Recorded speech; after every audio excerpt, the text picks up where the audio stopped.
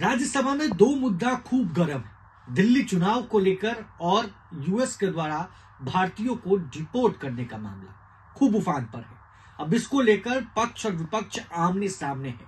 विपक्ष ने आज खूब हंगामा सदन के भीतर और सदन के बाहर किया। नेता विपक्ष से लेकर तमाम बड़े नेताओं ने हाथ में हथकड़ी लेकर सरकार के विरोध में प्रदर्शन किया। अब ऐसे में पक्ष और विपक्ष आमने सामने है तो कांग्रेस के सांसद हैं सैयद नासिर हुसैन, जिन्होंने केंद्र में बैठे मोदी कैबिनेट में बैठे मंत्री को खूब खरी खोटी सुनाई है। खूब तीखी नोकझोंक सामने आया है। वीडियो सोशल मीडिया पर खूब वायरल हो रहे हैं। लोग अलग अलग तर्क लगा रहे हैं। जरा सांसद के उस वीडियो को देखिए और संसद में भयंकर भिड़ंत के उस वीडियो को देखिए। Question number 32, doctor Syed Nasir Hussain.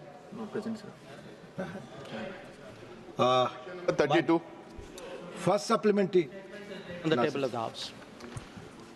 Sir, पहली बार हम लोगों ने देखा था कि हिंदुस्तान के प्रधानमंत्री दूसरे देश में जाके दूसरे देश के प्रेसिडेंशियल कैंडिडेट के लिए कैंपेन किए थे। वो अब सरकार भी बनाए हैं, लेकिन अचानक वो उनके मोदी जी के मित्र प्रेसिडेंट बनते ही सवाल वही है sir.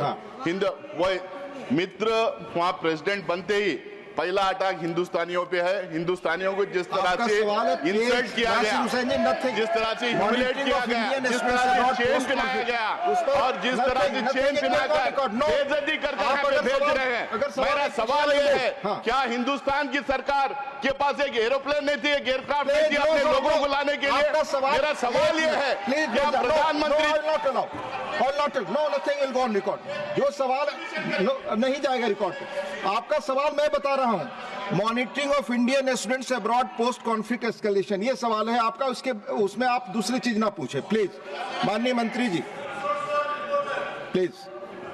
Sir, there was no supplementary asked relevant to the question. However, the member, as is apparently a party attitude, keeps uttering lies in the House. Lies. The Prime Minister did not campaign for anybody. This is not the first time this party takes this position. So I urge him to withdraw this. लोग आप जानते हैं rule 238 में प्रमोद जी किसी भी constitutional post पर बैठे व्यक्ति के बारे में ऐसे एलिगेशन लगाने के पहले आपको माननीय चेयरमैन से परमिशन लेना पड़ेगा। It will not go on the record. I have already told you, no, this will not go on record. Second supplementary आप अगर पूछेंगे इस सवाल से जुड़ा तो मैं अलाउ करूंगा। Please take your seat Shakti Singh. Second supplementary, Shakti Singh Gohil ji please take your seat. Sir Nasir Hussain ji, आपका सेकंड सप्लीमेंट्री सवाल से जुड़ा होना चाहिए please.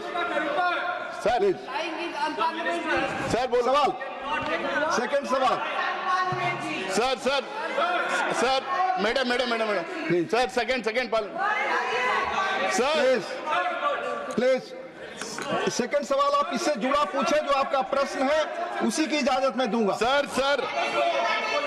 Sir, the foreign minister cannot use an unparliamentary word like lies. I am asking the second question.